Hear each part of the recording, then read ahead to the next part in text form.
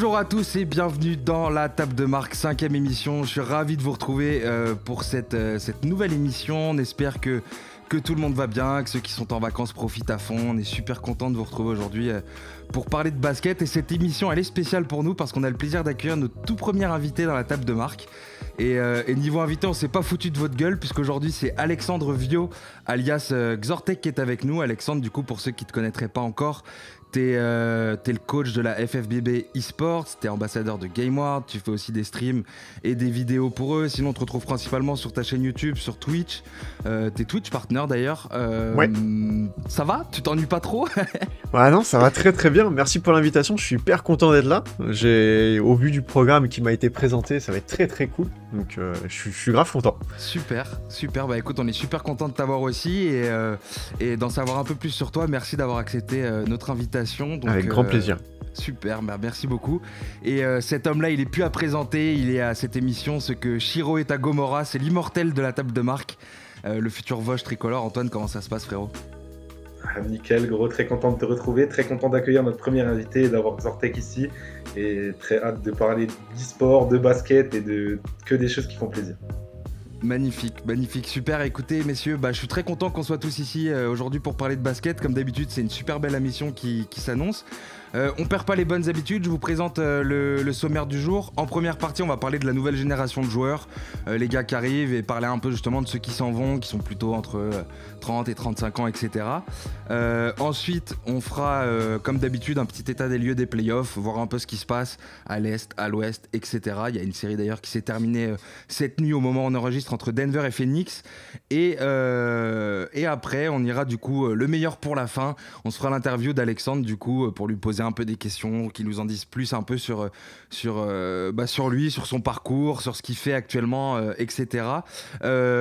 Messieurs, on perd pas les bonnes habitudes non plus au niveau du réflexe de youtubeur qui est adopté. Le petit like, ça fait toujours kiffer, n'hésitez pas, les commentaires, etc. Vu que cette vidéo sera diffusée en première, n'hésitez pas aussi d'interagir avec nous dans le chat, on sera dans le chat pour parler avec vous. Et voilà, messieurs, on est parti. On va attaquer du coup sur la nouvelle génération de joueurs en NBA. Comme je le disais un peu dans l'introduction, excusez-moi, il y a une grosse génération de joueurs qui arrive, et c'est vrai qu'il y a vraiment une scission, je trouve, entre toute la catégorie des mecs, genre évidemment LeBron, KD, mais même les Westbrook, les Steph, tous ces garçons qui sont entre 32, 33 et 35 ans. Et à côté de ça, on a des joueurs ultra talentueux qui sont en train d'arriver petit à petit dans la ligue. D'ailleurs, dans les gars que j'ai oubliés, on peut mettre aussi Kawhi et Harden qui ont 29 et 31 ans.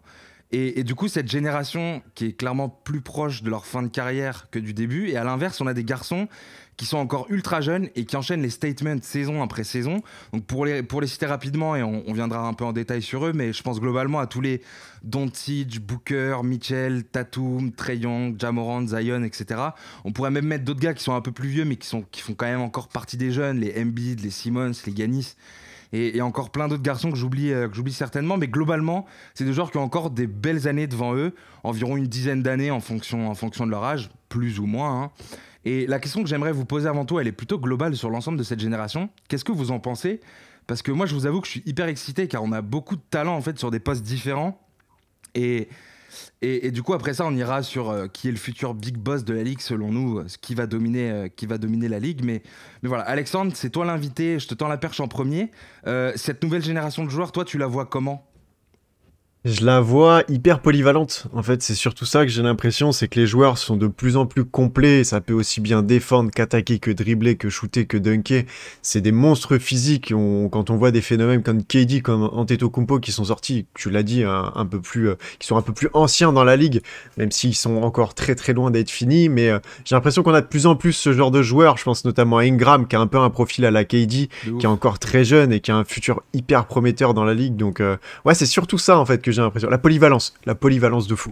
Ouais, c'est vrai qu'il y a plein de postes et plein de morphotypes différents. Tu vois, t'as des Ben Simmons qui arrivent avec des superstars alors qu'il met pas la masse de points, il shoot pas à 3 points. Par contre, il défend le plomb et il mène le jeu avec un corps de poste 4. C'est vrai que c'est assez impressionnant. Toi, Antoine, tu vois comment tout ça?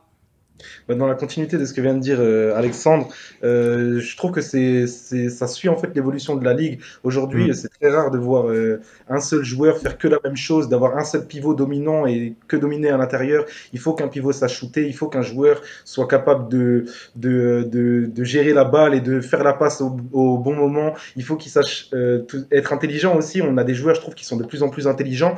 Avant, on avait des joueurs spécialité défense, spécialité attaque. Maintenant, on a des joueurs beaucoup plus polyvalents, beaucoup plus complets, qui savent faire de plus en plus de choses.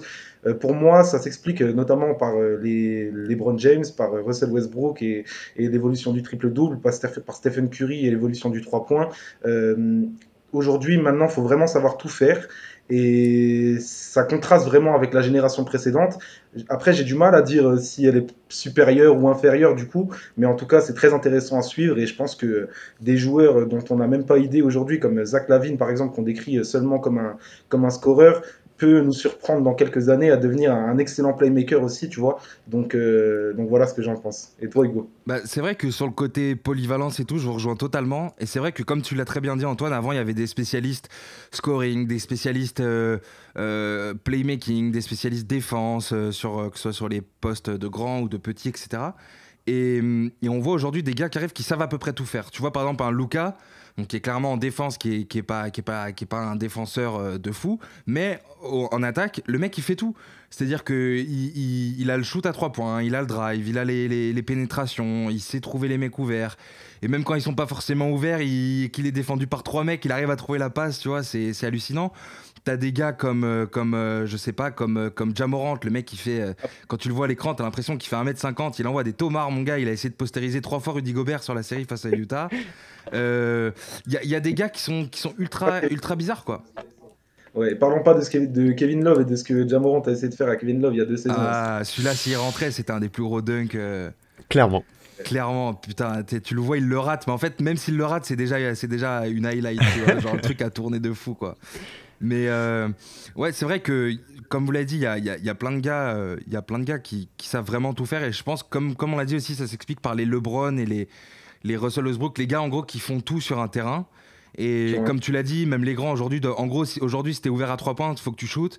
Si t'es un Ben Simmons, c'est que tu shootes pas à 3 points, t'as intérêt à faire masse de trucs à côté parce que sinon, Ah, c'est il faut hyper pouvoir le compliqué. compenser, ouais. Ouais, et du coup, des fois, on se retrouve avec des match-up ultra inédites, en fait, un peu, tu vois, en termes d'affrontement, etc., surtout en playoff. Et du coup, pour passer un peu à la deuxième partie de ce sujet, qui est un peu de savoir, selon vous, c'est qui le futur big boss de la ligue. Et là, je pense que c'est tellement compliqué parce que il y a des garçons qui sont archi forts, mais c'est vrai que Brandon Ingram, je l'avais pas cité, et Alexandre, tu as raison de parler de lui parce que quand tu le compares à KD, il y a vraiment ça, quoi. C'est-à-dire physiquement et dans ce qu'il est capable de faire. Et pourtant, je l'ai même pas cité dans mon intro par rapport à d'autres mecs que j'ai mis à côté, des Donovan. Par exemple, Donovan qui fait tout le temps des dingueries en playoff. Le mec, il a 28 points de moyenne en playoff en carrière. T'as des Luka qui sont capables de tout faire. Sur un malentendu, il aurait pu battre les Clippers cette année. Vous, si vous deviez choisir, allez, peut-être pas juste un mec, mais allez, 2, 3 mecs maximum, et on voit la boule de cristal et on se dit, ah, eux, ils vont cartonner, ils vont exploser toute la ligue sur les 10-15 prochaines années à venir. Allez, Alexandre en premier. Bah, j'ai bien envie de te parler. Est-ce que Embiid, Jokic, c'est des gars, c'est déjà actuel, j'ai envie de te dire. Il a quoi, 26, un truc comme ça? 26 et 27 ans, je crois, quelque chose dans ce genre-là. Ouais, c'est ça. Embiid à 27 et Jokic Moi, à 26. je les mettrais plus dans les joueurs établis, mais en wildcard, Ouais, c'est ça, en wildcard, on est d'accord. mais tu Donc, vois, après, tu pour le vois, coup, il leur restera quand même, quand tous les KD, LeBron et tout seront partis, il leur restera encore quelques années, mais oui, en wildcard, ça passe, je pense. j'ai bien envie de te parler évidemment de Doncic. J'ai même envie de te dire que c'est déjà quasiment actuel au niveau de l'âge qu'il a. Et là où par contre je vais mettre peut-être des parenthèses, ça serait Zion, mais ça va énormément dépendre de son physique, malheureusement, Ça va comme dépendre beaucoup de de la carrières. longévité Ouais, et des mais ça blessures. va, le truc c'est que son jeu est énormément basé sur son physique à l'heure actuelle, qui est juste monstrueux, hein. Quand tu le vois décoller avec le gap qu'il a, c'est juste impressionnant, mais s'il n'arrive pas à adapter son jeu et adapter son corps par rapport à la longévité qu'il veut avoir, ça risque d'être compliqué, donc à voir dans le futur, mais j'ai confiance en Zion. C'est En tout vrai cas, que si Zion il écrase la ligue comme il écrase des mecs en baston, j'ai pas. Ah, j'ai vu la il y a vidéo, la ouais. vidéo qui est ressortie qui date d'il y a 1 ou 2 ans, qui est ressortie sur Twitter là il y a quelques jours. Je sais pas si c'est Zion. En tout Ouais, je cas, sais mon pas. gars, c'est toujours comme c'est les bagarres américaines, hein. C'est sur un parking toujours. C'est soit à l'école, soit sur un parking de nuit. Et le mec, il marche. Il y a des mecs derrière lui qui lui mettent des patates. Il bouge même pas. Il se retourne à côté de la voiture. Il couche 2 mecs. Mais Donc c'est ça. effectivement, s'il domine la ligue comme ses bastons. Ah, si c'est vraiment lui, ça représente bien la force qu'il démontre aujourd'hui en NBA et ce truc où tu as l'impression que personne peut le contenir en fait, personne peut le tenir. Moi, c'est pour ça que comme Alex, il est forcément dans mes trois, même il y a un gros risque de blessure. Euh, Ce qu'il a fait là sur 2 saisons sans même aller en playoff, c'est vraiment trop exceptionnel pour que je ne le considère pas dans les trois blazes qui devront dominer le futur. J'ai envie de te mettre évidemment les Embiid, Jokic, etc., même Yanis qui ont seulement 26-27 ans, mais bon, on va les mettre de côté. Luka, Pour comment moi, ne pas Lucas, le c'est le mec, je pense, qui met tout le c'est monde évident, en d'accord. fait. Ouais. En Je fait, pense que parce que tu vois, là où on se dit pour des mecs comme Zion, qui intrinsèquement, on peut se poser la question de s'ils sont plus forts. Tu vois, Luka, il y a le délire de. Déjà, il a un jeu qui peut jouer pendant super longtemps parce que c'est pas un jeu qui est dangereux ou qui est ultra physique, mais aussi parce qu'il a déjà prouvé en playoff aussi, tu vois. Donc il y a des mecs comme ça qui sont déjà un peu, entre guillemets, une. et C'est une même si assurance vitale en fait. Tu sais que si t'as Doncic dans ton équipe, ça va bien se passer. parce qu'il a prouvé que même s'il n'avait pas été en playoff, il a prouvé Doncic que c'est une attaque à lui seul, un système à lui seul, et qui peut faire tourner une équipe à plein régime sur 82 matchs en étant à un niveau de MVP toute la saison. Donc en faisant ça au bout de 2 saisons, j'ai envie de te dire qui en fait ne le mettrait pas en numéro un pour te dire c'est le futur King, tu vois.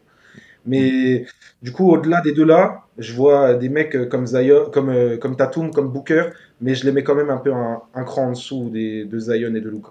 Ouais, moi aussi, limite même, franchement, je parlais de Donovan. Moi, Donovan, Il fait des sacrées choses en alors, playoff. en saison régulière, tu vois, c'est jamais le mec, on le voit sur des highlights et tout, on sait qu'il est fort, mais bizarrement, tu vois, à chaque fois qu'on se ramène en playoff, on fait ah ouais, putain, Donovan Mitchell, mon gars, il est trop fort, il est juste trop fort. Et dans les moments où ça compte, comme les playoffs, bon, on le voit, le mec, il a 28 points de moyenne en carrière, alors qu'il a combien 24 Donovan, je crois.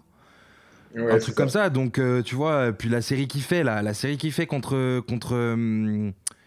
les Clippers. contre les Clippers, il est à 37, on va y venir après, il est à 37 pions de moyenne face à une équipe qui est censée avoir deux gars Ouais. défensivement, tu vois, genre. Les Donc ouais, moi stades, aussi, je vous rejoins Luka, Zion aussi, mais petit doute quand même sur le côté physique où on sait que bah, ça peut un peu partir en couille. Et, et allez, Brandon Ingram, parce que je l'avais zappé dans mon Ouais, intro, et quand c'est même, vrai ouais. que quand il s'est barré des Lakers, moi j'avais le seum, mais bon, tant mieux pour lui parce qu'il a il a pu cartonner et exploser au et, Pélican. ouais, et en vrai, grosse casse-tête quand même à des mecs qu'on cite même pas, mais comme Jalen Ouais, Brown, comme Zach LaVine, qui sont très très jeunes et qui ont plein de belles promesses devant eux, hein. Jaron Fox. Ouais, Ja Morant, on l'a Jamorant, dit. si Ouais, Jamorant on Jamorant, l'a ouais. cité, mais tu vois, ouais. Et c'est ça qui est ouf, c'est qu'il enfin, il y a une nouvelle génération qui est tellement fournie, tu vois. Genre, Il y a un, et des blazes, on pourrait même en rajouter encore, quoi, tu vois. il y a un échantillon de mecs là qui est vraiment impressionnant. Ouais, ouais, ouais. Rejoins ce qu'on dit justement avec la nouvelle génération, il y a de plus en plus de joueurs polyvalents et genre ils sont de plus en plus nombreux aussi. J'ai l'impression qu'il y a plus de joueurs qui sont vraiment mauvais Bah, après t'as qu'on a. l'impression que dans chaque équipe, il y a un gars qui est archi fort et faut juste savoir comment l'entourer. Ouais, ouais. Parce que là, clairement, aujourd'hui, tu me cites une équipe où il n'y a pas un mec archi fort, c'est très dur à trouver. Si, Détroit, mais voilà, à part Ouais. Détroit.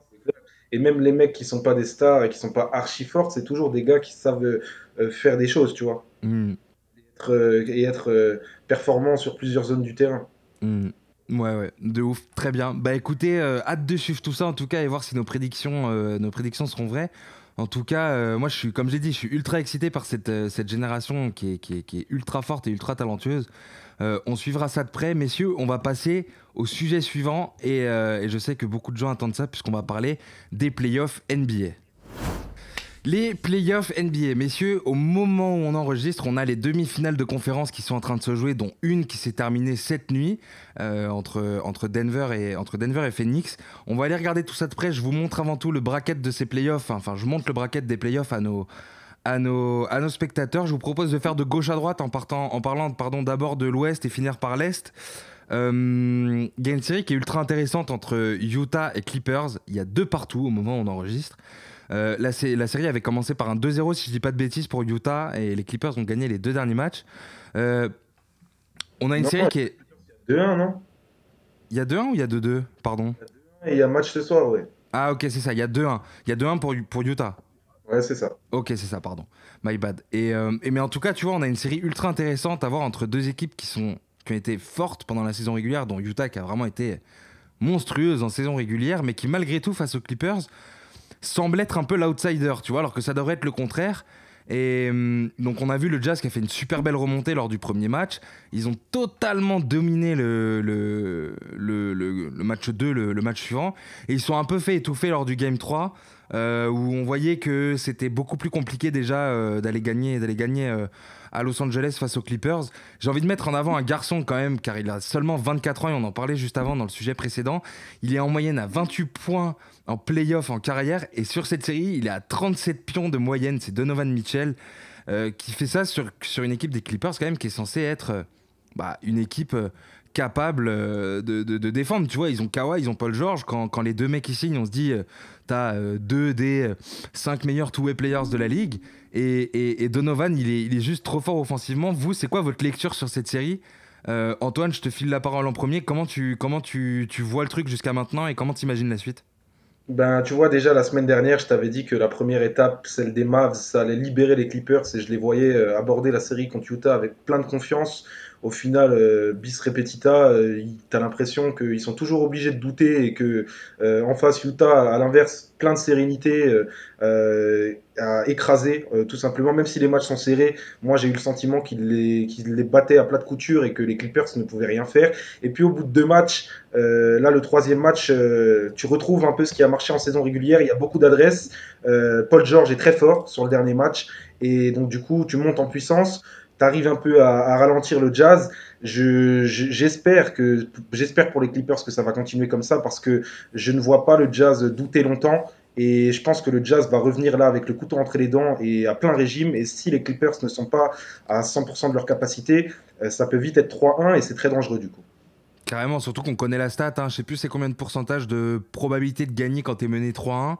Mais en gros, quand t'es mené 3-1, c'est compliqué, surtout dans le modèle d'aujourd'hui où tu sais, ça fait 2 matchs pour celui qui a l'avantage du terrain, 2 matchs ensuite, nanana, et ensuite ça fait 1-1-1. Genre, c'est Exactement. pas 2 matchs, 2 matchs, 2 matchs et le dernier match. Donc, Surtout que ces Clippers-là sont très fébriles, et c'est pas la première équipe qui, j'ai envie de te dire, remontera un 3-1, tu vois. ouais, de ouf, de ouf. Vraiment, ça va être compliqué. Je pense que là, comme tu l'as dit, les Clippers ont totalement intérêt à remporter le match 4 à la maison. Antoine, toi, Alexandre, pardon, toi, t'as suivi un peu la série, t'as vu des matchs J'ai suivi un petit peu de loin. J'avais plus suivi la série contre les Mavs pour le coup. Ouais.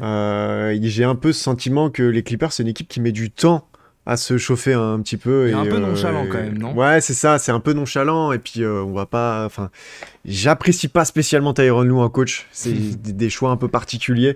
Donc il y a toujours aussi cet apport de Paul George qui est en dents de scie, même si là, de ce que j'ai vu sur les derniers matchs, il est très très fort. Quand Paul George est fort, les Clippers ont pas trop de mal à gagner, et encore, tu vois, le match est serré, quoi. Donc, ouais, le match est encore serré, mais je pense que ça a beaucoup passé par lui, parce qu'on a un Kawhi qui est juste dans l'efficacité, hein. Lui, je pense que c'est un des joueurs les plus efficaces de la ligue, ça là-dessus, il n'y a pas de souci. Et ça va passer évidemment par Paul George qui va devoir être beaucoup beaucoup plus régulier que ce qu'il a pu nous montrer. Et continuer de faire des grosses performances comme il sait le faire en plus, hein. On le sait qu'il a largement le talent pour le faire, donc il faut qu'il continue comme ça. De l'autre côté, on l'a vu, hein, t'as Utah c'est une équipe qui a largement envie défensivement, qui est très très présente, et qui est menée par Donovan Mitchell en attaque, qui malgré son jeune âge, et tu t'en as parlé juste avant, est largement capable de te faire des cartons offensifs pleins pour mener son équipe. Donc honnêtement, ça va être une belle série, c'en est déjà une. Et je saurais pas te dire qui va gagner, très honnêtement, tu vois. Ouais, moi aussi. Moi, il me faut le prochain match. Je pense que le prochain match va être assez déterminant, tu vois. Si c'est Utah qui gagne, il va y avoir très peu de chances que les Clippers passent. Par contre, si les Clippers passent, ça relance complètement la série, et il y a moyen que ça aille jusqu'en 7, quoi. J'ai pas du tout Ouais, il y a moyen. à imaginer ce genre de truc. Mais c'est vrai que moi, il y a quand même un tout petit truc qui me dérange avec Utah. Et on l'avait vu sur le premier match, c'est que si, il y avait déjà Donovan, mais en gros, ils gagnent ou ils perdent, mais ils vivent à travers le shoot à 3 points avec des Jordan Clarkson et tout. Ça arrose, et les soirs où ça rentre pas, ça risque de faire mal. Et je les vois quand même énormément shooter à 3 points. Et j'ai l'impression que leur seule alternative là-dedans, c'est Donovan Mitchell qui est capable de pénétrer, d'aller chercher un peu des drives, aller chercher des fautes et des lay-ups et tout. Sinon, ça shoot énormément à 3 points. Et je me dis, comme toutes les équipes qui vivent énormément par la création et le shoot extérieur, comme Portland par exemple, les soirs où ça rentre pas, c'est tout de suite compliqué, tu vois. Là où j'ai l'impression que du côté des Clippers, t'as un peu plus d'options. Déjà défensivement, t'es peut-être un petit peu plus fourni, et encore. Mais en tout cas, offensivement, t'as 2 monstres qui sont capables de pénétrer, capables de shooter. T'as un peu plus de variété, je trouve. Et ça m'intrigue un peu parce que vraiment, je pense que le soir où Utah n'est pas bon à 3 points. Toi, je sais pas, Antoine, t'en penses quoi? T'es assez d'accord avec ça, je pense? Je suis assez d'accord, mais j'ai tendance à voir la même chose chez les Clippers. Je trouve qu'ils dépendent beaucoup de leur adresse et Ah ouais? que ouais, et que ça shoot beaucoup à 3 points. Et tu vois, Paul George, là, sur le match 3 ça rentre. Il n'hésite pas à tirer, il prend des tirs très compliqués et ça rentre. Et les 2 premiers matchs, ça rentre pas. Tu comptes tu vois, hier, Reggie Jackson, il est à 5 sur 6 à 3 points. Reggie Jackson, d'ailleurs, Reggie Jackson, en ce moment, je sais pas ce qui lui arrive, je sais pas ce qu'il bouffe le matin, Il gros, est mais monstrueux, ouais. il joue le meilleur basket de sa carrière. C'est sensationnel. Je ne le voyais pas aussi fort en je troisième pense que, option. je pense que tu sais, c'est le mec un peu inconscient de l'équipe et qui est dans la phase de sa vie où tout rentre, tu vois. Genre, c'est l'alignement des planètes parfait. Il a un peu pris le rôle de Lou Williams, qui est parti Ouais, un peu, maintenant. ouais. Le Et mec fou, quoi. Le mec fou de l'équipe qui, vas-y, shoot. Fais ce que tu veux. totalement.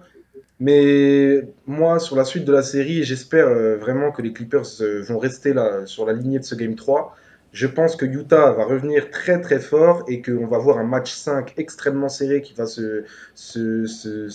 être extrêmement décisif dans les dernières minutes. On va voir un Kawhi très clutch ou un Donovan très clutch ou un Paul George très clutch, je pense.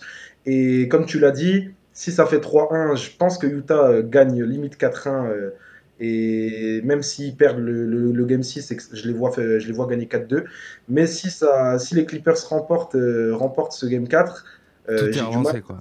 Ouais, ça peut aller en 7, mais ça peut être aussi, tu sais, les Ça Clippers en peut mode être 4-2 Clippers, quoi. ouais, qui gagnent les 4 de suite et Utah qui ne peut pas répondre à l'armada offensive Moi, moi, ça m'étonnerait quand même, tu vois. Enfin, là, à partir de maintenant, j'ai du mal quand même à voir les Clippers gagner 3 matchs et Utah ne pas en prendre un seul.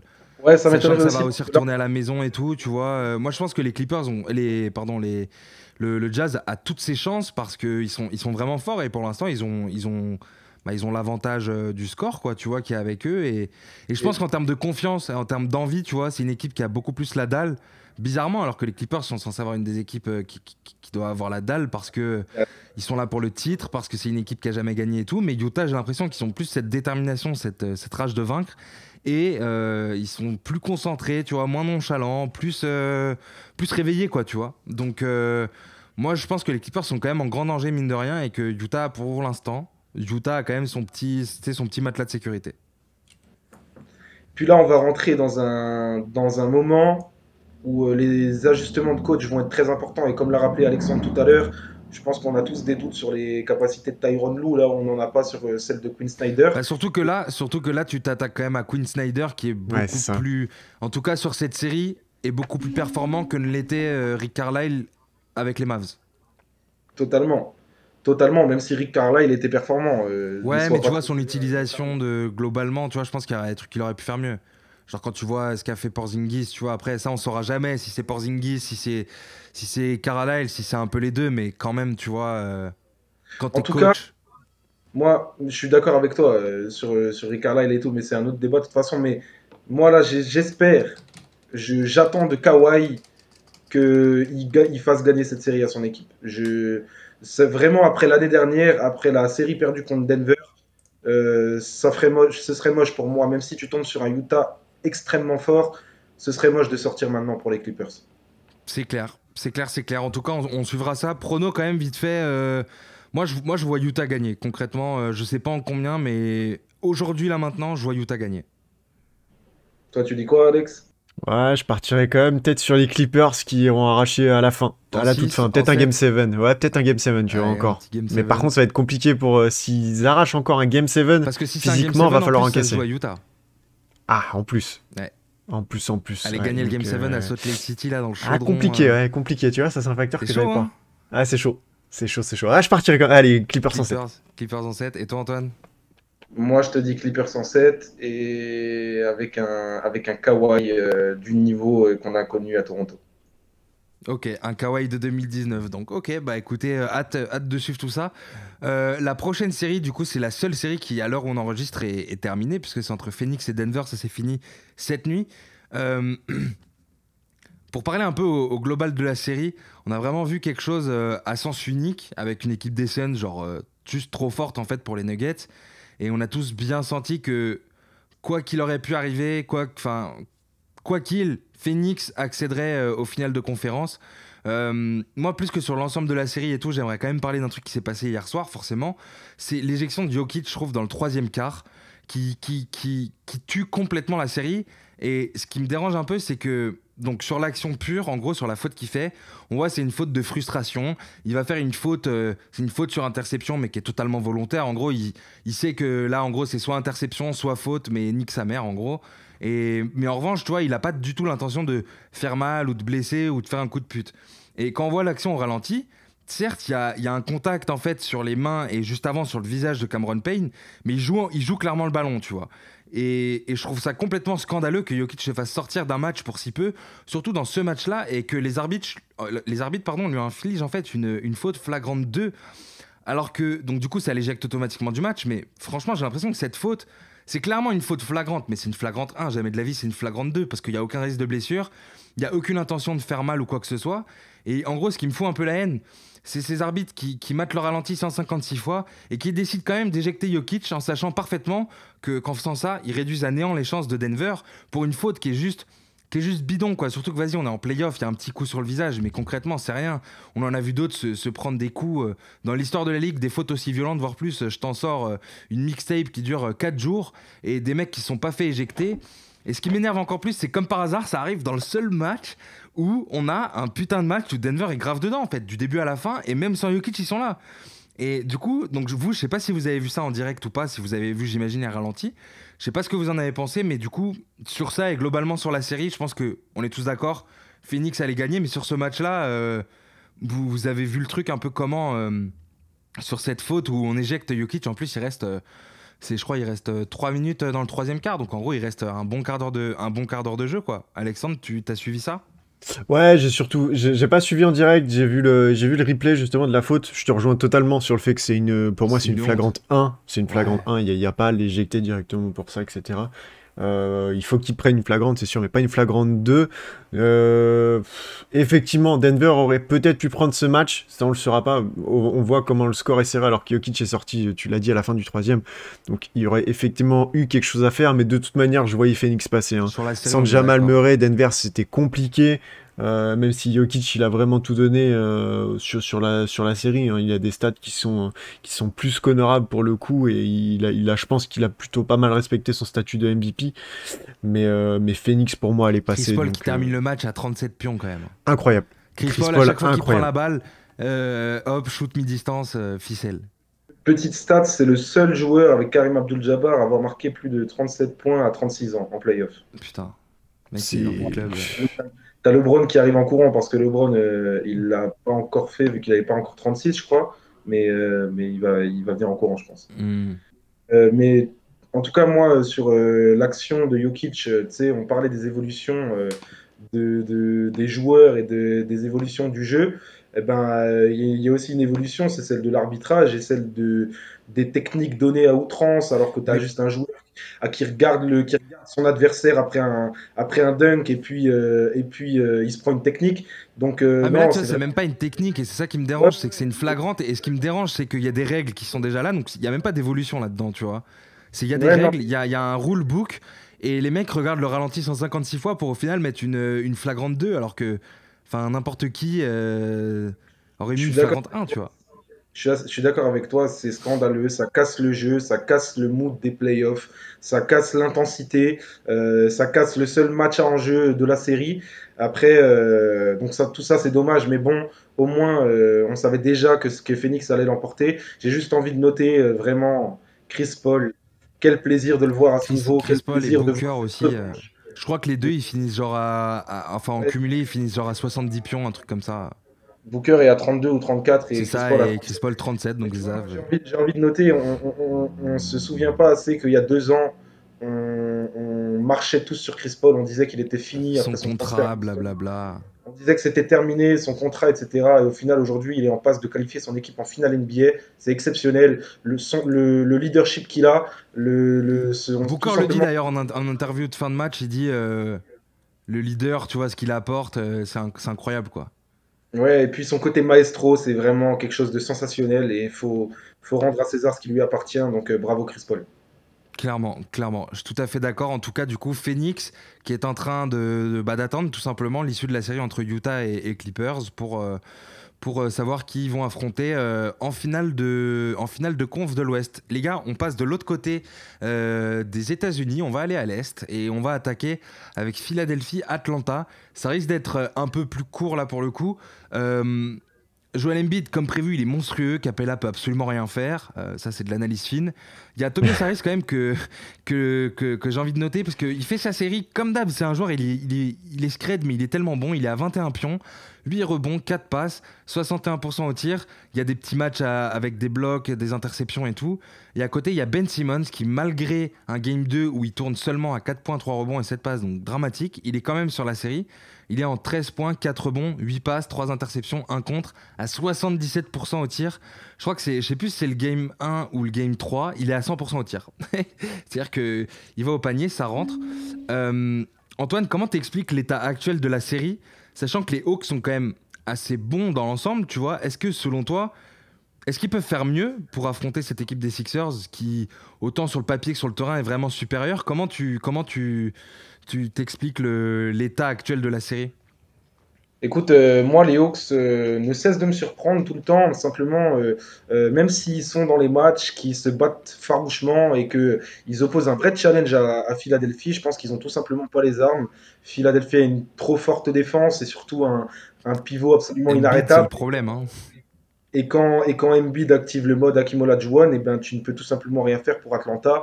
T'as beau le trap, il lit très bien les traps justement maintenant, il a évolué là-dessus, il arrive à faire la passe quand il faut la faire.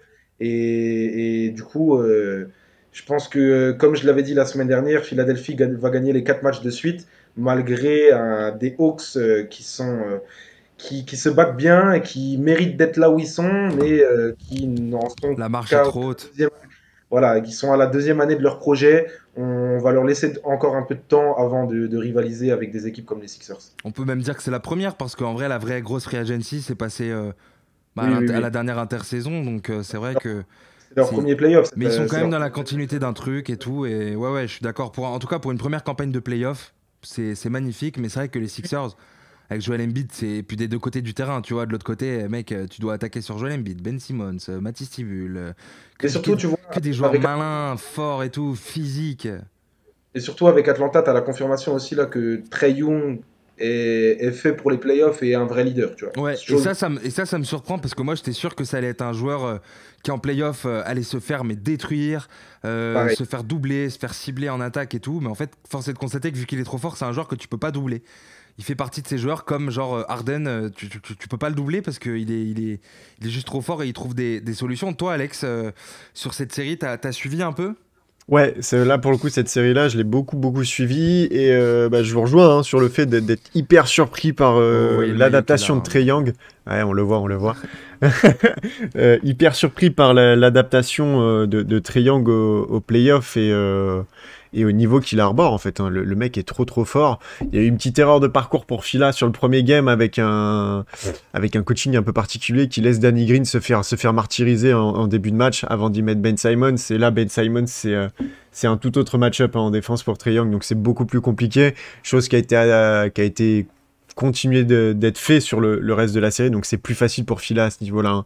Je pense qu'on arrive bien mieux à le contenir, et puis bah il y a Embiid qui est juste monstrueux, donc là je pense Trop que fort. ça part sur du ouais les 4 prochaines victoires pour Fila, je pense que c'est quelque chose C'est qui va acté. arriver. Là, il y a 2-1. Mais va falloir faire attention au physique, parce que Embiid, mine de rien, il n'était pas censé jouer de base, du moins pas aussitôt. Il était un petit peu pété, mais ça avait l'air Ouais. d'aller. Mais quand même, ils l'ont préservé, je crois, un peu. Euh, Ouais, mais il n'était pas censé revenir au Game 2, Oui, effectivement. mais Ouais, je c'est crois ça. qu'il y a eu une petite restriction de minutes, non? Mais bon, en tout cas, oui, c'est vrai qu'il devait pas jouer. Mais tu vois, je les comprends aussi. Je me dis que tu vois, les Sixers, par exemple, quitte à ne faire. Enfin, quitte à mettre Embiid sur le côté, bah autant faire ça quand il y a 3-1, quoi. Tu vois, tu prends pas trop de risques. Parce que là, Ouais, relou c'est quand même, ça. si tu te manges un 2 partout, tu vois.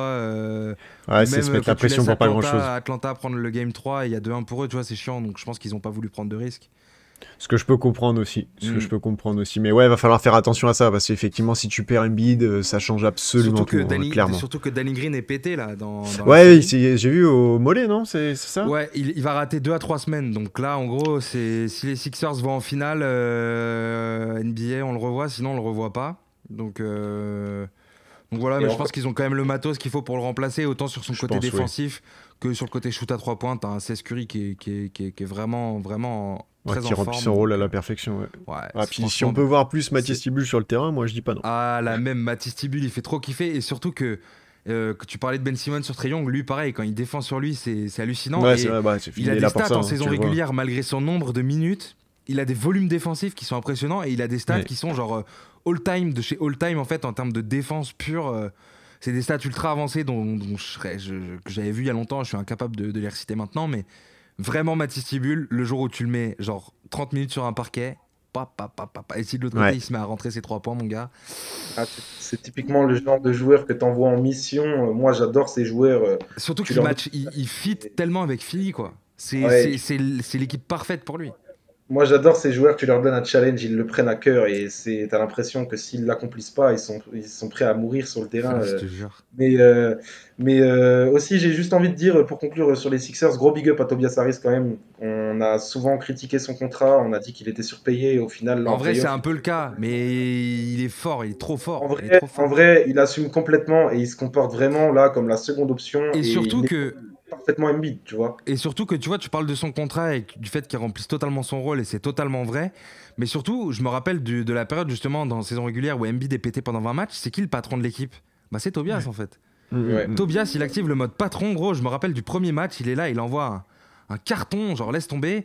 Et c'est ce Ouais. genre de joueur parfait. Il ferme sa gueule, il casse pas les couilles, il est scred, il fait le taf et tout. Alors oui, des fois il rate des tirs et ça fout un peu le seum. Tu te dis ouais, son contrat, mais tu sais, genre il rate quoi? Il rate des fades away là où il est défendu, je sais pas par qui. Donc ouais, non, gros big up à Tobias. Les gars, on va terminer les playoffs par le main event des playoffs. C'est vraiment, je dis le main event des playoffs et pas juste de ce tour-là parce que j'ai quand même l'impression que Brooklyn-Milwaukee, en termes de hype, de superstar, de nanana, il y aura pas mieux là dans les playoffs, on est d'accord. C'est la finale avant l'heure. C'est ça, c'est le petit truc ultra médiatique. Mais du coup, sur Je cette série, j'ai même pas trop envie de présenter les stats individuelles parce que pour le coup, je pense que ça va largement au-delà de ça. Je me rappelle la toute première fois, Antoine, qu'on preview un peu la série. On disait, ouais, moi je disais que les Bucks avaient leur chance, fallait qu'ils soient archi forts défensivement et fallait qu'ils exécutent parfaitement en attaque. On disait que les Nets avaient une force de frappe beaucoup trop forte et tout. Et du coup, quand on voit qu'il y a 2-0 au début de la série pour les Nets, avec des Nets qui dominent complètement le premier match et qui explosent les Bucks sur le deuxième, mais après, sur le Game 3, t'as les Bucks qui s'imposent défensivement sur un score final de trucs de grosse défense, quand même 86-83. Et sur le Game 4, il y avait une vraie bataille pendant une mi-temps. Et après, les Bucks ont su prendre l'avantage et maintenir un écart constant de 10-15 points. Du coup, attention quand même à la cheville de Curry qui a méchamment tourné là sur le Game 4 en retombant sur Giannis. Donc ça, attention, parce que déjà que t'as Harden qui est pas là, ça peut vite être un problème quand même. Mais du coup, avant la série, je disais que j'en voulais 7 des matchs entre ces deux équipes. Aujourd'hui, selon vous, est-ce que c'est possible? Est-ce que les pronos, ils ont changé? Moi, c'est vrai que je disais que j'en voulais 7 et que j'étais incapable de pronostiquer. J'ai l'impression que ça bouge toujours pas, en fait, vu le revirement total des situations entre les deux premiers matchs et les deux suivants. Alexandre, toi, t'as suivi un peu Ouais, ouais, la série, je l'ai clairement suivie. Et, pour le coup, bah ça va. En fait, moi, je partais sur pareil, un match très compliqué et je voyais une victoire de Brooklyn en 6 ou 7. Mais là, le facteur Kyrie, il faut savoir combien de temps il va être absent parce que surtout que ça va être bien, compliqué. bien tourné. Ça a bien tourné, hein. Ça a bien tourné, j'ai bien vu les images Puis et il y a boîte et déjà tout. Harden qui est pas là.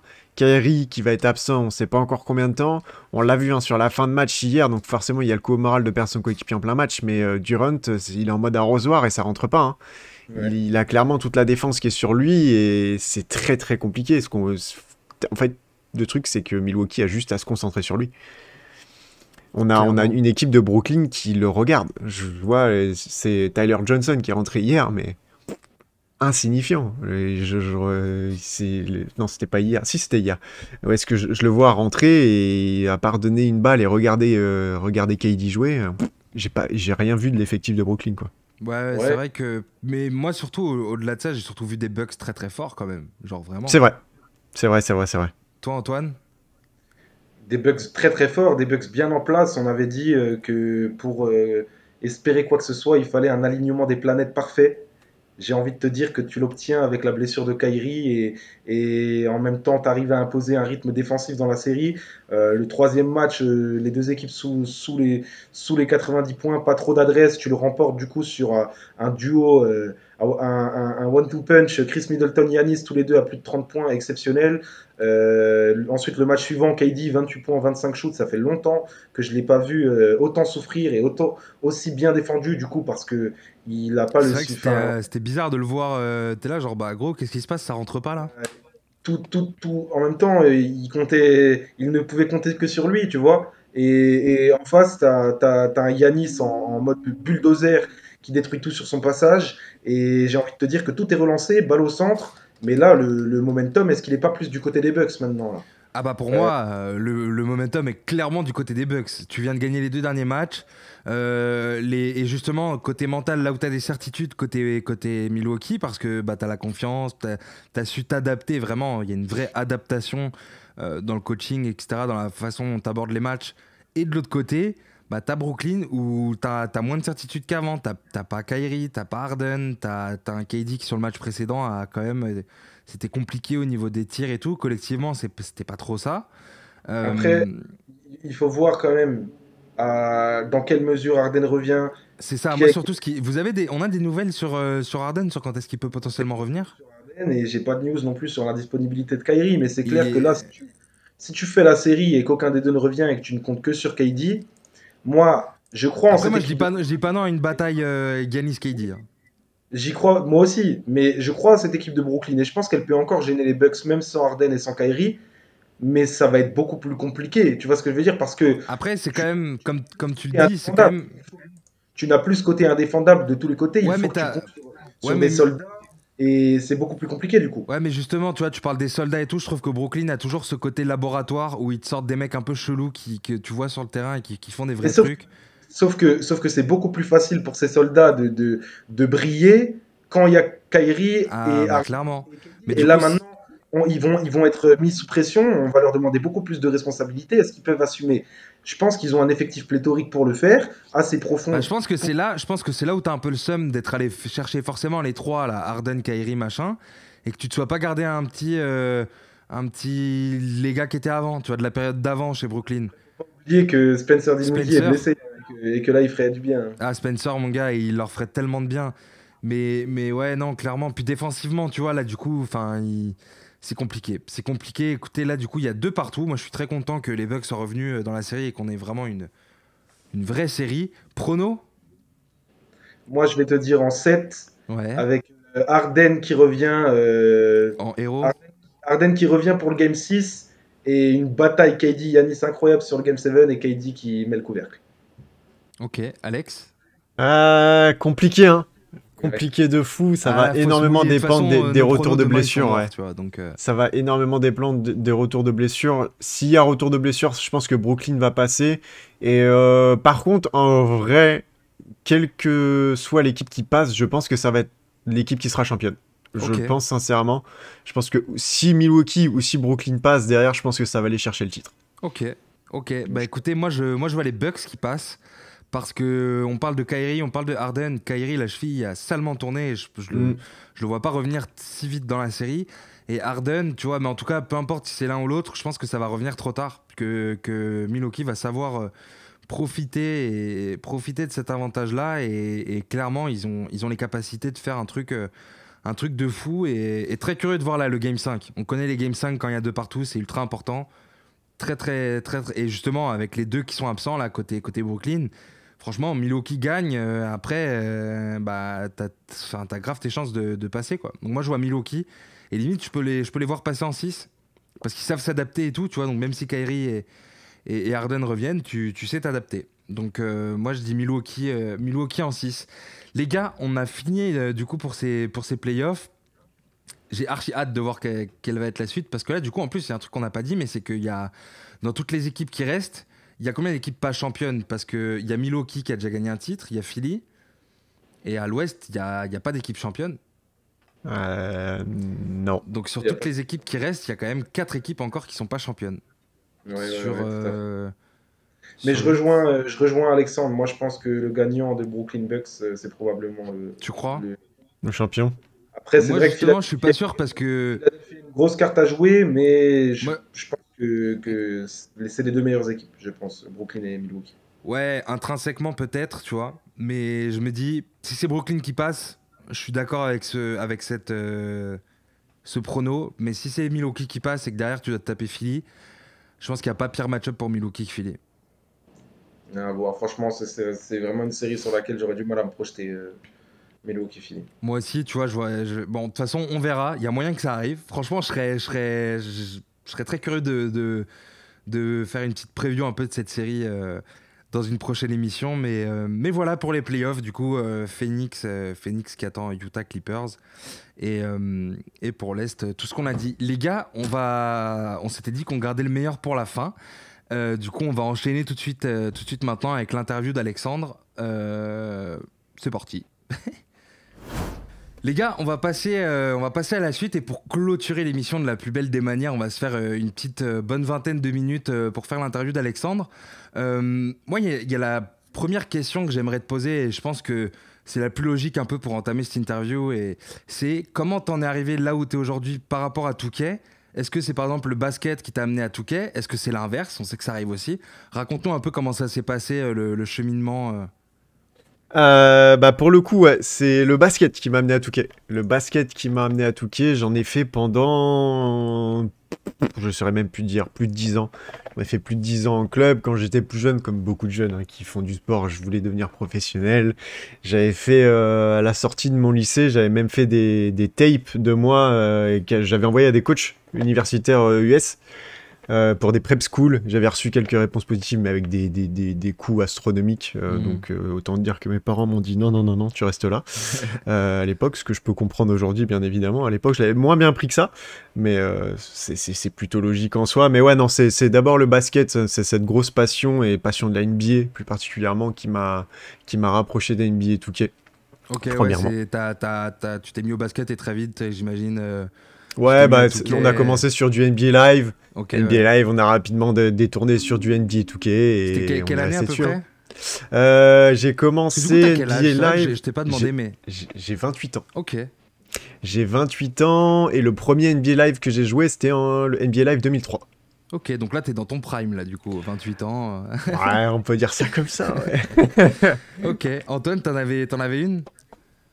De quoi? Bah, deux questions, vu que c'est une interview. Bien sûr, bien sûr. Non, mais ouais, juste pour dire, là, c'est vrai que tu rentres dans ton prime. On dit souvent que la meilleure période, c'est celle au moment où tu arrives à 31 ans. Du coup, on a hâte de voir comment tu seras dans 3 ans.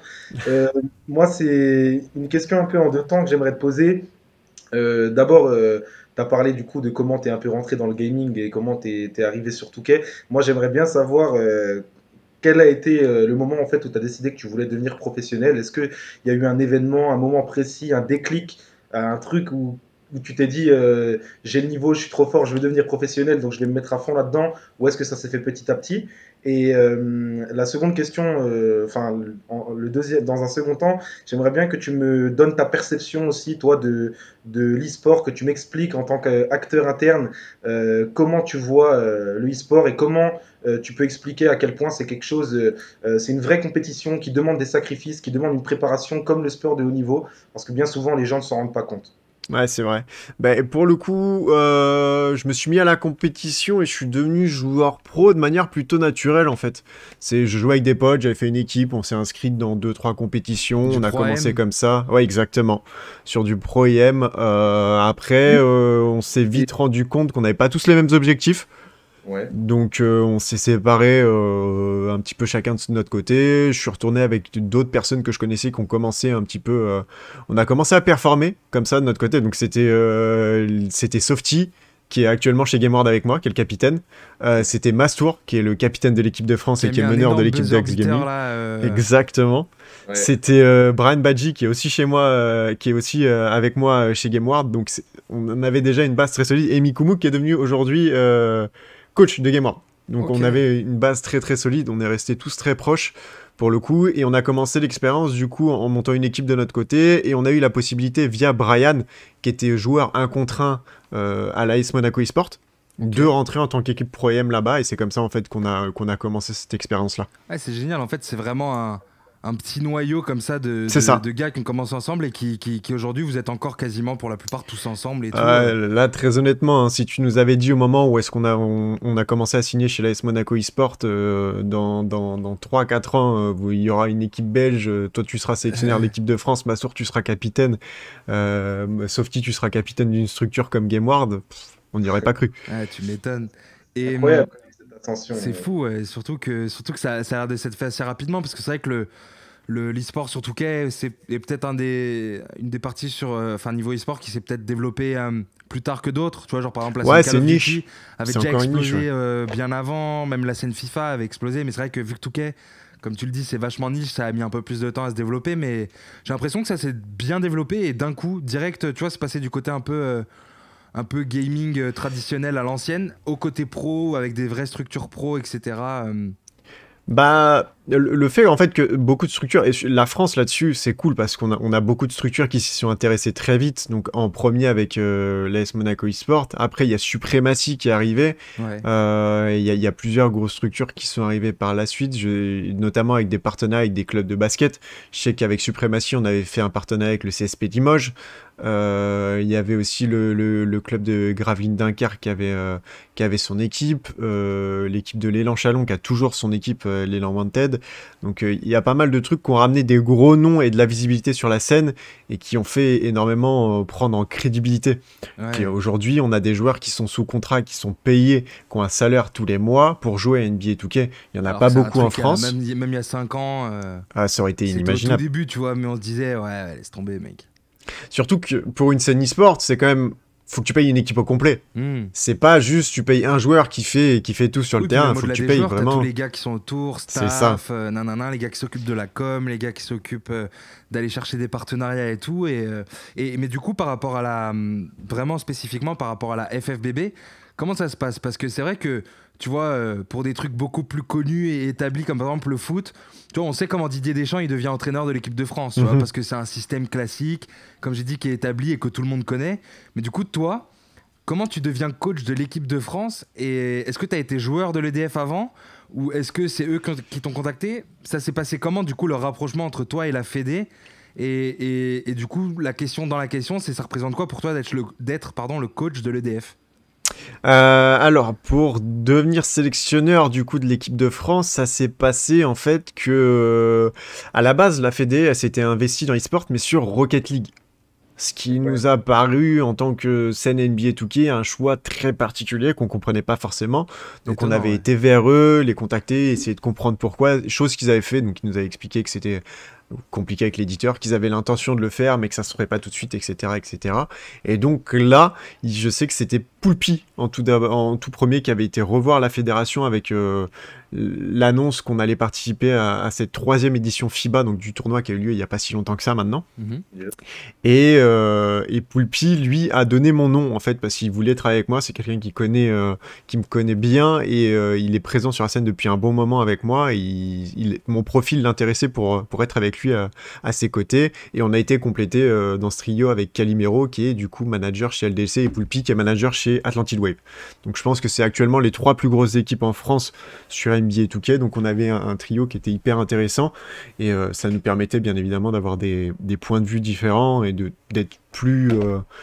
d'avoir plus de possibilités de discussion et de choix. C'est vrai que c'est marrant quand même que la Fédé soit mise sur Rocket League à la base, sachant que en plus Rocket League c'est beaucoup plus proche du foot que du basket, tu vois, donc en fait ils se sont mis sur Rocket League mais sur le mode aussi. basket. Ouais, ah oui, c'est vrai qu'ils avaient donc un mode basket. Donc c'était encore plus particulier, mais il y avait aussi ça, c'est aussi que le Rocket League est bien plus installé dans le monde de l'e-sport, donc c'est aussi tout ce qu'ils nous avaient expliqué, et il y a beaucoup plus de facilité avec l'éditeur. Ouais. Parce que le problème c'est qu'aujourd'hui, 2K France, c'est compliqué. Inexistant. Ok. Inexistant. On a fait une équipe de France officielle, Fédération Française Basketball. Pas un seul tweet de l'éditeur est parti de toute la compétition et de toute la phase de préparation qu'on a eue. Pas un seul. C'est vachement étonnant ça. Ouais. Parce que 2K France sont peut-être trop en retrait, c'est vachement, je pense, aux States que tout ça est géré, et puis ils sont plus à fond, je pense, sur la 2K League. C'est ce qu'ils nous disent quand parce qu'on a quand même des contacts chez eux où est-ce qu'on échange avec eux. C'est NBA quoi, donc du coup peut-être que. Ouais, mais à côté de ça, tu vois, en Espagne, c'est tout le contraire. Ils ont poussé, c'est d'ailleurs grâce à ça en grande partie que Ave Mario a été drafté, parce qu'il était aussi poussé par la NBA Espagne, la Fédé espagnole, par 2K Espagne. Il y a beaucoup de promotions qui ont été faites, donc évidemment le joueur est très talentueux, ça là-dessus il n'y a pas de souci, il mérite d'être drafté. C'est un big, non? C'est ça dans le jeu? Ouais, c'est ça, c'est un pivot. Ouais. Là il joue poste 4 parce qu'il y a eu des ajustements au niveau des Cavs, mais c'est un pivot de base. Mais il y a tout ça qui rentre en jeu, et malheureusement le fait que Touquet n'aide pas là-dessus, ça a aussi refroidi, je pense, la Fédé de base à venir. Maintenant ils l'ont fait, ils ont un pas dedans, ils ont un pied dedans, pardon, et ils ont fait les choses bien en plus, hein. Tout le week-end, tout le casque avait été mis en place, les studios, etc. C'était hyper bien fait. C'était hyper clean, donc, et pour du coup répondre à la deuxième partie de ta question, c'est juste une fierté de fou. Fierté de fou quand tu t'investis, toi, en tant que juste passionné de base, sur une scène que tu essaies de faire grandir par tes streams, par tes vidéos. Je sais qu'il y a beaucoup de joueurs qui sont venus voir et qui sont aujourd'hui au top sur la scène, qui m'ont dit j'ai commencé à m'y intéresser parce que je t'ai vu en stream, parce que j'ai vu tes vidéos. Moi je joue en mode carrière avec un de tes builds ailier. C'est comme ça que je t'ai connu. Je tapais build ailier, je voulais un ailier capable de dunker, et c'était une des vidéos que tu avais fait au tout début de 2K21, et c'est comme ça que je t'ai connu. Et depuis, je passe ma vie au Rec Center, j'écrase des mecs. Il y a beaucoup de gens qui ont ce retour-là, et notamment beaucoup de gens qui ont commencé la compétition. Donc c'est un plaisir de fou, et quand on arrive au bout d'un moment à ce qu'on te contacte et qu'on te dise voilà, on voudrait que tu sois sélectionneur de l'équipe de France officiellement, c'est une fierté de fou. C'est une fierté de fou. Ouais, ça doit clairement être fou. Ça doit clairement être fou. Antoine ? À mon avis, moi, je comprends ta fierté, et c'est quelque chose, à mon avis. En plus, toi qui es dans le gaming depuis longtemps, ça doit forcément être quelque chose de représenter tout ça. Surtout quand tu démarres juste en étant un mec qui kiffe NBA 2K, quoi. Tu te retrouves à faire des trucs de fou, quoi. De ouf. C'est, franchement, je sais pas si des fois tu te poses et que tu essayes d'analyser le chemin parcouru, mais si un jour tu le fais, peut-être que tu te prendras une claque, mais voilà. T'as parlé de Poulpi et de Calimero, si je me trompe pas. Ouais, c'est ça. T'as parlé de la proximité, notamment que tu entretenais avec Poulpi, que c'est lui qui a été le premier à être en contact avec la FFBB. Moi, j'avais envie de te demander, c'est quoi votre relation, parce que tu as dit que vous étiez très proches, mais c'est quoi votre relation en tant que sélectionneur purement, en tant que collègue en fait? C'est quoi vos échanges? Comment vous préparez une compète? Comment vous préparez un match, et comment vous vous êtes organisé pour gérer l'équipe, sachant qu'en plus vous vous connaissez depuis longtemps. Donc c'est pas forcément évident des fois de mélanger professionnel et en même temps compétition.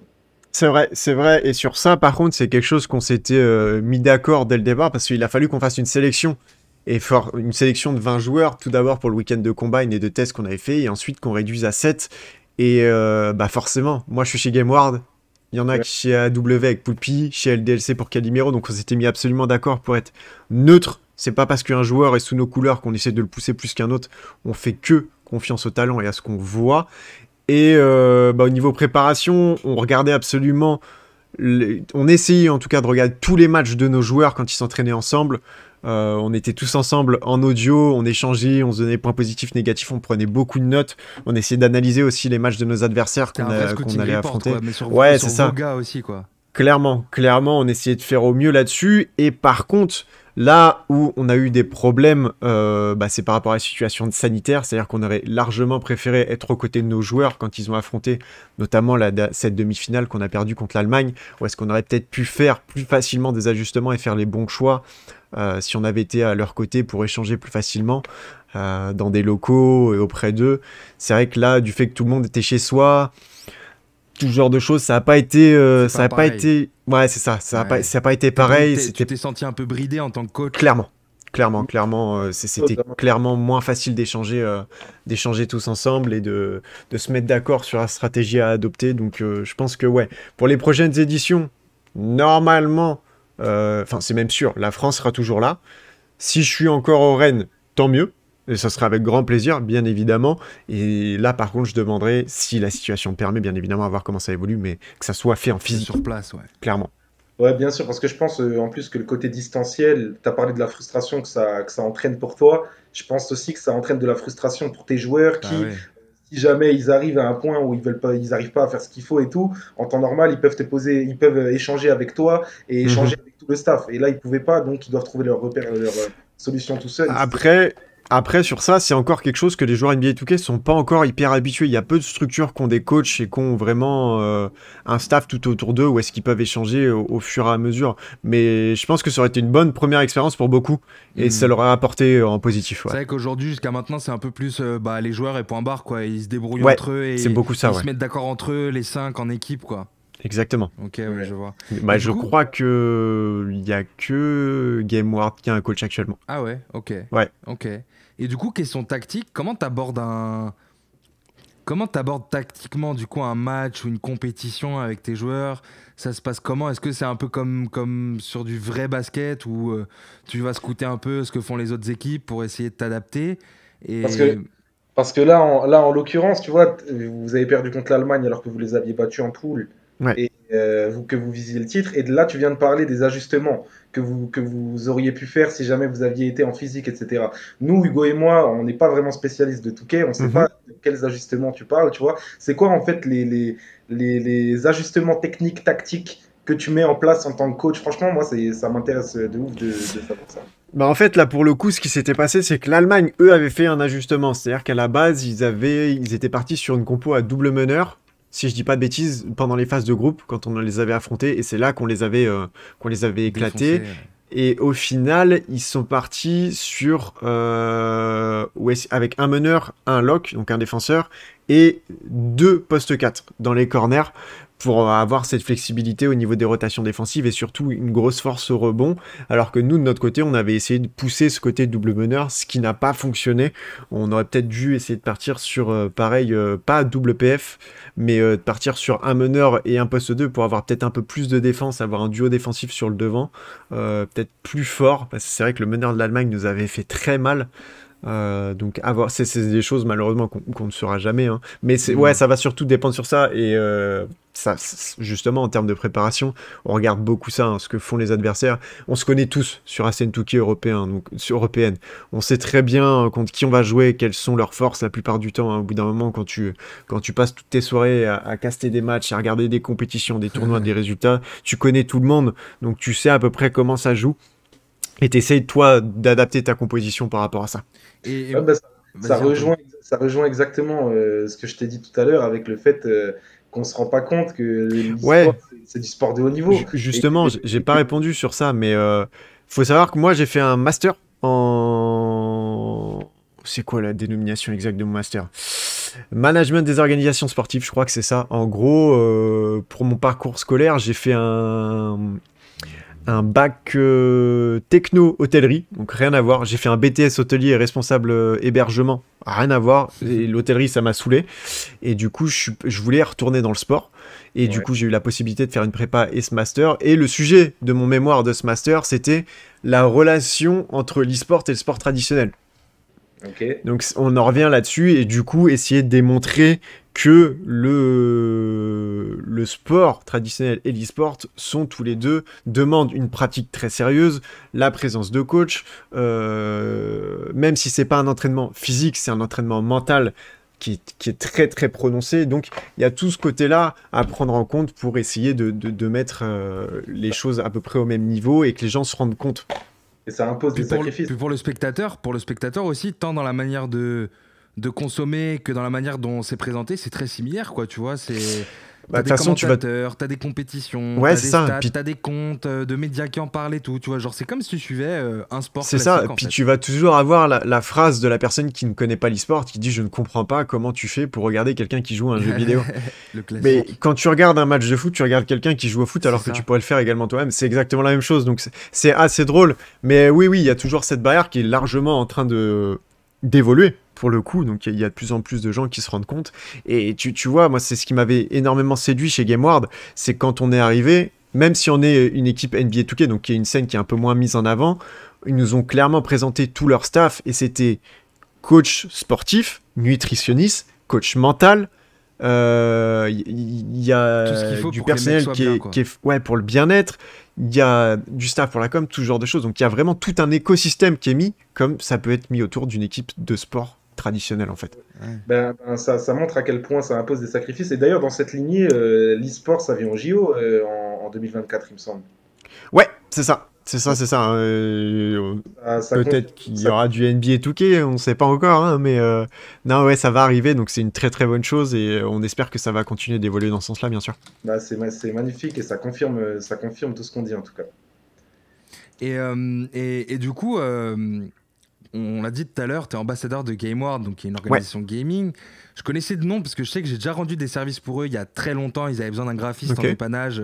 Mais bon, enfin, c'était vraiment une autre époque. Mais du coup, tu vois, le nom me disait quelque chose. Et justement, quand on t'a contacté pour t'inviter, je me suis un peu renseigné, nanana. Je check le compte Twitter et là, je vois un tweet épinglé qui date de mars dernier où on voit Andrew Albici qui vous rejoint en tant qu'ambassadeur et tout. Ouais, Et du coup, comme on peut le voir un peu partout sur tous les supports visuels de communication et tout qui viennent de chez GameWard, sur ce truc de Touquet. Il y a une sorte de partenariat du coup avec les Metropolitans 92, qui pour ceux qui ne connaissent exact. pas est un club, c'est le club de Levallois en Pro A.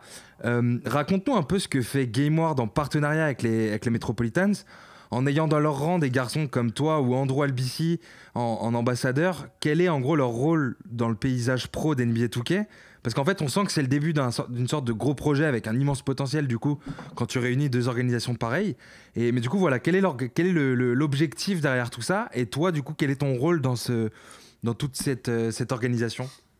Bah, du coup, l'objectif principal, c'est exactement ce qu'on en parlait juste avant, c'est de mettre en lumière cette relation entre le sport traditionnel et l'e-sport.